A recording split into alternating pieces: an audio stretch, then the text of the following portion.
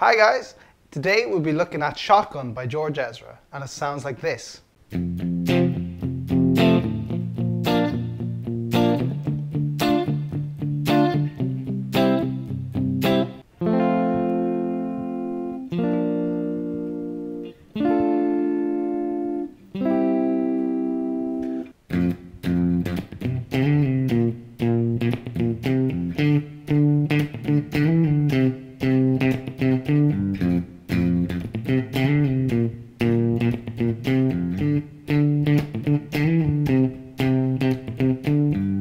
Hello and welcome to this George Ezra guitar lesson. I'm Thomas, and in this shotgun guitar lesson we'll be looking at the verse, both the first and the second, and the chorus. The song's really great, but it's nice and simple.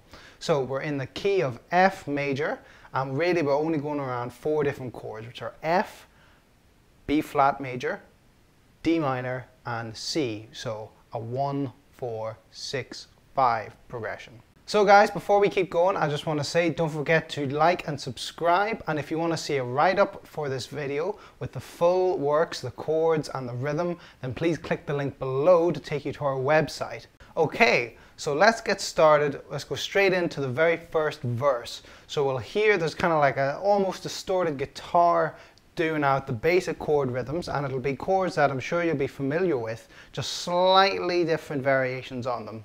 So the first chord is going to be that F. So the way we're going to do that is in an E-shape bar chord. So we're going to take our E major open, we're going to slide everything up to the first fret and put our bar across there. Now I'm sure a lot of you will be familiar with this shape, and actually what he does is he takes the top 2 notes on the B and the E string out, so he's just got that chunky low, so he's got the E, A, D and G string, and then it's a really simple rhythm. It's just 8th notes.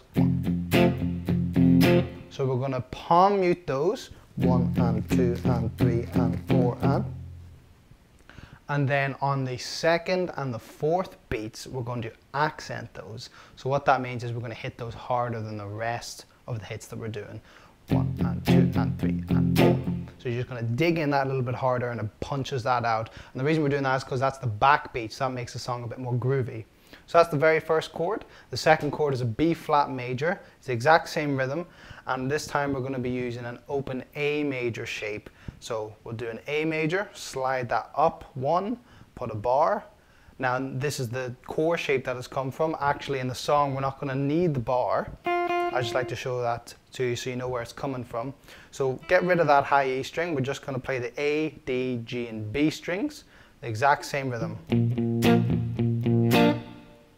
And then moving on to the D minor.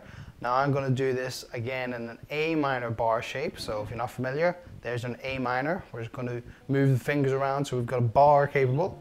Bring that up to where our first finger is on the note D on the A string, and then we've got a D minor. And again, we're not going to play the top E string, so just the A, D, G and B strings, same rhythm. Palm muted, just keeping that palm just touching where the bridge and the strings meet on the guitar. Just lightly touching, not pushing in. We still want the strings to ring out, so we're going to stop them from actually continuing to ring, but we're not going to push in, which would totally dampen the sound. Okay, so that was F major, B flat major, D minor, and then the last chord we're going for is that C major, again in that A major shape. So I'll just go over these with the fingerings just so you're absolutely sure. But this C major, again, just the same shape we were doing for the B minor, but now we're on the 3rd fret and the same rhythm.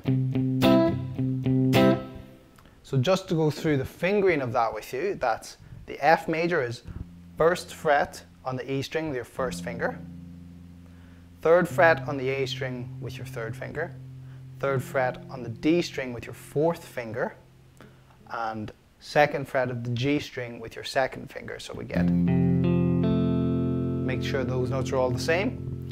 Okay, coming to this B flat major, we've got 1st finger on the 1st fret of the A string, 2nd finger on the 3rd fret of the D string, bit of a stretch.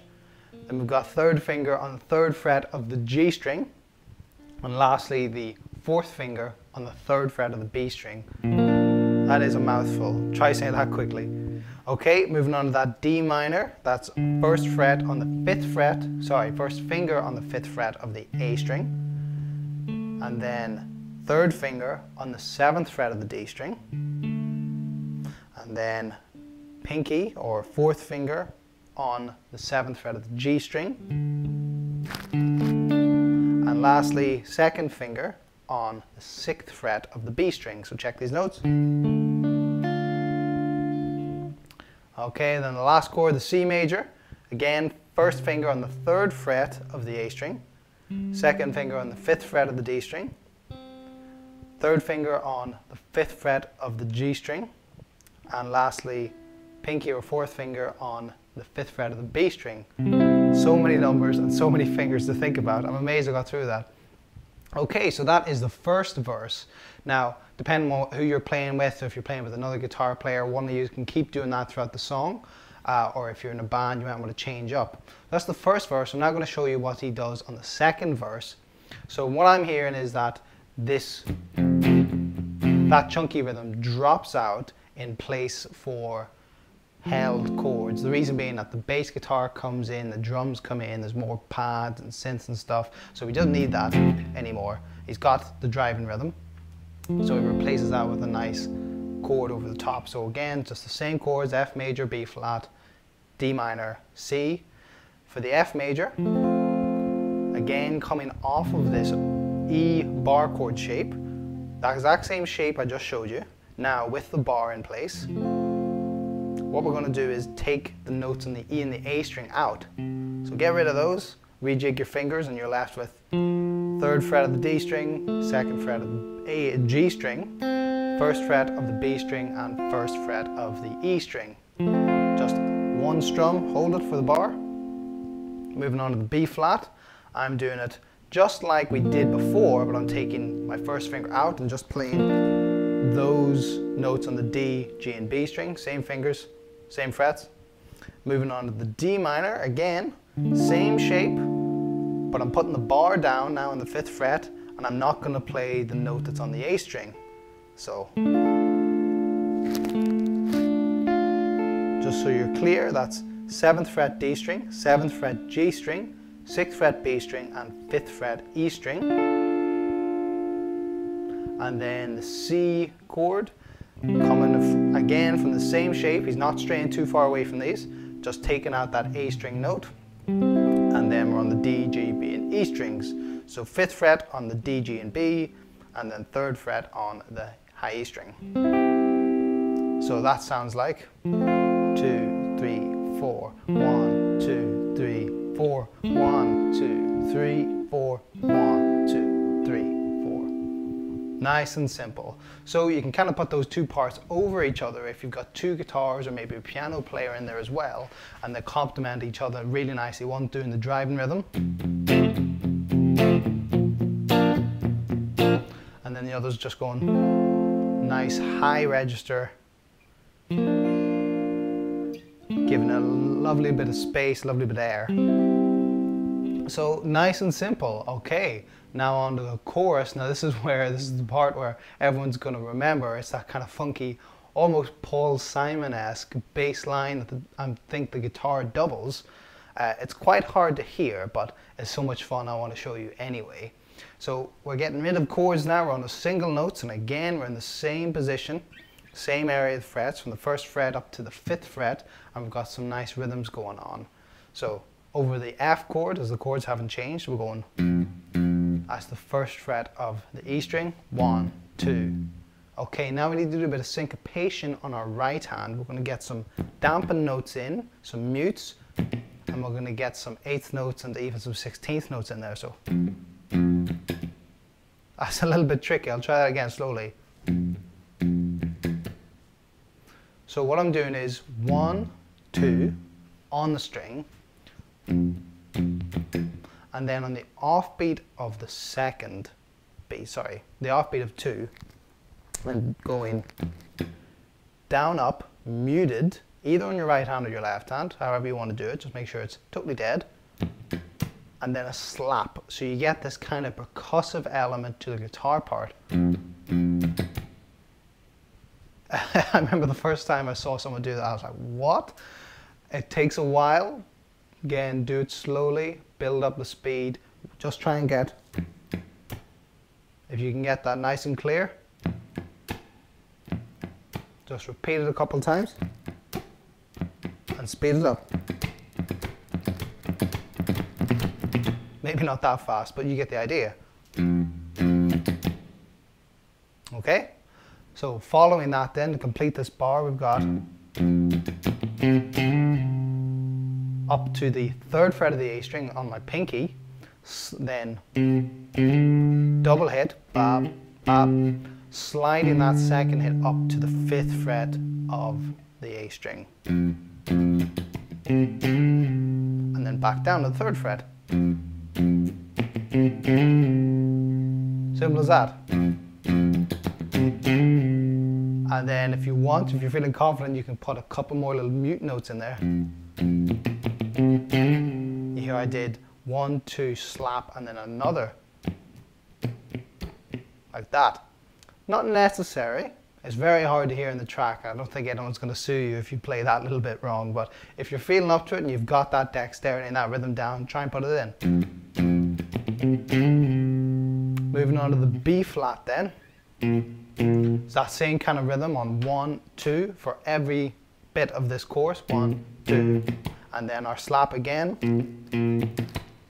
Bam, bam, bam, bam. So then those notes, just think of it as like we've got our first half of the bar is the same rhythm for each of these chords, and then the kind of lick or the tag on the second half of the bar is going to be different every time, and it's going to create like a question and answer phrase. It keeps it really interesting. So this one on the 1st fret of the A string is where I'm playing my B flat, and then that 2nd tag, or the tag on the end of the bar, is 1st fret of the A string, 3rd fret of the A string, to the 1st fret of the E string. So together they sound like.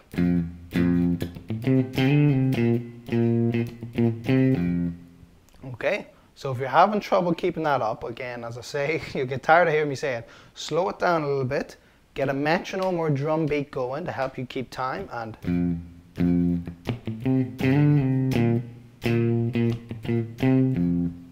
I'll try counting it, I'll probably mess it up. 1, 2, 3, 4, 1, 2, 3. See, I told you, the syncopation's tricky. But once you get used to it, it's really cool, it really gets you dancing. It's not that difficult when you know how to do it. Okay, I suppose nothing is. Okay, moving on to the 3rd chord of the chorus is the D minor. So I'm coming up to the 5th fret of the A string on my pinky. Same little rhythm block. This time the tag is, it's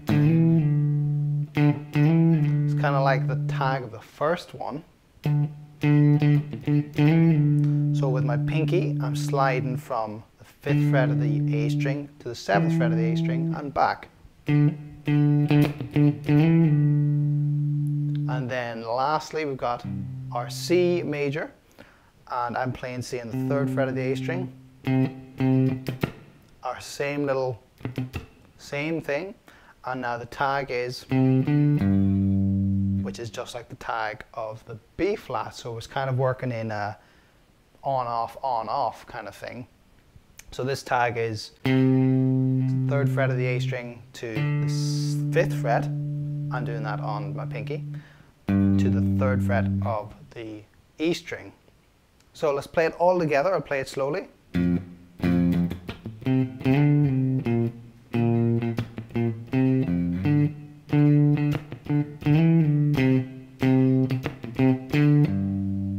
So you can hear it's kind of, think about it like an A tag and a B tag. Rhythm wise, we go A, B, A, B. So there you have it. Nice, quick and simple. Only 4 chords, yet a song can be made out of it. Who'd have thought it? It's a really fun song to play. See if you can get some friends along to play it. If not, a looper as well. I mean, it's just one of these things, you just build up the parts and build up the parts and you just start dancing and grooving. If not, it's a really good exercise in terms of the chorus, if you haven't done this kind of stuff before, to single note percussive guitar playing. It's almost in the funk genre, that kind of idea. That's where it comes from. And it's just about making the guitar, rather than like a solo instrument or a chordal instrument, it's more like kind of almost a drum part with a little bit of melody to it. And that's why it kind of reminds me of that Paul Simon, "You Can Call Me Al" riff, like that fretless bass thing. So there you go. I hope you've enjoyed the video. Keep online for all our more content. Please comment, like, subscribe if you do enjoy it, and I'll see you next time.